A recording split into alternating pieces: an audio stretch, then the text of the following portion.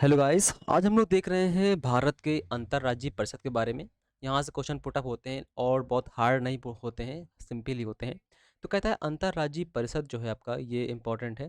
कहता है इसका गठन जो है कौन करता है, किस अनुच्छेद के तहत है, क्या काम होता है, बस इतना ही इससे पूछता है।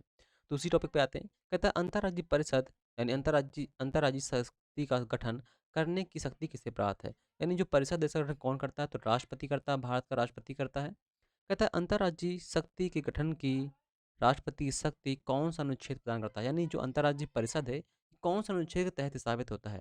तो ये स्थापित होता है अनुच्छेद 263 के तहत स्थापित होता है।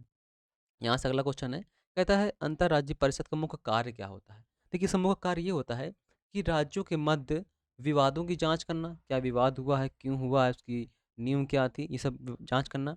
राज्यों के मध्य राज्यों तथा संघों के समान हितों का अन्वेषण, यानी राज्य के मध्य, राज्य और संघ के मध्य जो हितों का संरक्षण है वो कैसे किया जाए, किस प्रकार से किया जाए, ये सब देखना।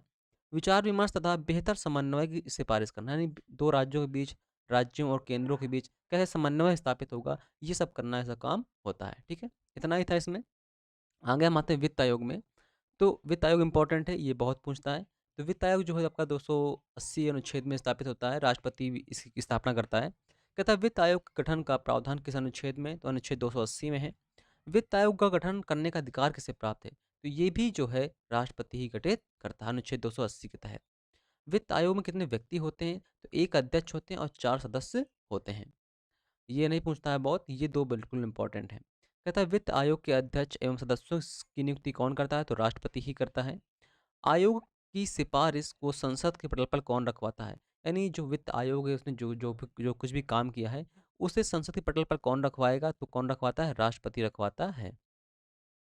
प्रथम वित्त आयोग की नियुक्ति कब हुई थी, तो प्रथम वित्त आयोग जो था ये 1951 में स्थापित किया गया था।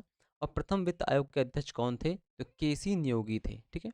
भारत में संचित निधि में से राज्यों के राजस्व में सहायता अनुदान को शामिल करने वाले सिद्धांत के बारे में कौन सिफारिश करता है, तो यानी वित्त आयोग करता है। देखिए वित्त आयोग का मुख्य कार्य क्या होता है, इसका कार्य ये होता है कि दो राज्यों के बीच में, यानी राज्यों और केंद्रों के बीच में जो धन का बंटवारा होना है वो कैसे होगा, कितना कितना किसको मिलना चाहिए, ये काम होता है वित्त आयोग का। ठीक है, ये वित्त आयोग का काम होता है। ठीक है। और वर्तमान में कौन सा वित्त आयोग चल रहा है और उसके अध्यक्ष कौन है, ये करंट का टॉपिक है, आप इसे देख लीजिए क्योंकि ये बदलते रहते हैं, बढ़ते रहते हैं ना आगे आगे, तो इन्हें आप देख लीजिएगा कि वर्तमान में कौन सा वित्त आयोग, शायद 15वां वित्त आयोग चल रहा है। और इसके अध्यक्ष हैं, शायद एन के सिंह है वर्तमान में, अगर आप देखेंगे तो इसको इसको चेक करते रहा करिए। ठीक है। आगे हम आते हैं योजना आयोग में। जो योजना आयोग पहले संस्था थी हमारी, अब योजना आयोग नहीं रह गई है, योजना आयोग की जगह नीति आयोग आ गया है ना, national institute for transforming India. तो ये आ गया है, नई संस्था आ गई इसी। और ये 1 जनवरी 2015 को इसके स्थान पर नीति आयोग आई थी, है ना। देखिए योजना आयोग का काम क्या था, योजना आयोग का काम ये था कि योजना आयोग ऊपर से योजना बनाता बनाता था, है ना, और नीचे लोगों पर इम्प्लीमेंट कर देता था। तो अब जैसे मान ली कोई योजना बनाई उसने, अब वो योजना हर एक वर्ग के पर तो लागू हो नहीं सकती है ना। तो इससे क्या होता था कि सभी वर्गों को लाभ नहीं मिल पाता था। तो आप देखते होंगे पहले पंचवर्षीय योजना चलती थी और एक कोई बड़ी योजना बना दी, बस उसी को चलाए पड़े हैं सभी सभी के ऊपर उसी को, है ना। तो इसलिए ज़्यादा सफल नहीं हो पाती थी। इसके जगह पर नीति आयोग आया। नीति आयोग ने काम करना कैसे स्टार्ट किया, नीति आयोग नीचे के कुछ समुदायों को उठाती है और उनके लिए योजना बनाती है। ठीक है। फिर नीचे से कुछ समुदाय को उठाती है, उनके लिए योजना बनाती है। यानी हर एक वर्ग के लिए, हर एक जाति, हर एक क्षेत्र के लिए अलग अलग योजनाओं का प्रावधान करती है नीति आयोग, तो इसलिए ये अलग है।